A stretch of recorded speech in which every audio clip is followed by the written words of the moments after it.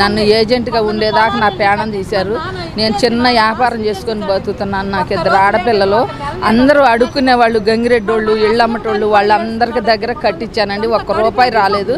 వాళ్ళ ఇంటి మీదకి వచ్చి పోటాడి నీ వస్తువులన్నీ పగలగొట్టి తలా ఒకటి తీసుకెళ్ళిపోతాం అంటున్నారు. నేను ఆత్మహత్య చేసుకోవాలా ఏడ్చేస్తున్నానండి. రోజు అసలు ఒక బజార్ని వెళ్తే ఇక్కడ వీళ్ళు ఉండారని దాక్కొని ఇంకొక గంట ఆగి వాళ్ళందరూ వెళ్ళిపోయాక బజార్లో అమ్మడి తిరుగుతున్నానండి. రేతిరి తిరుగుతున్నాను.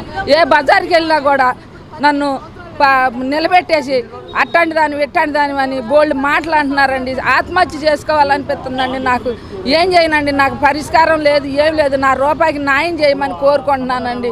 ఎన్నో బాధలు పడి వాళ్ళు వచ్చి ఇంటి మీదకి వచ్చి నాన్న నరకం చూపిస్తున్నారండి. అమ్మ బూతులు తిడుతున్నారు. అసలు లేబర్ వాళ్ళు అండి, వాళ్ళు కూలినాలు చేసుకునే వాళ్ళు.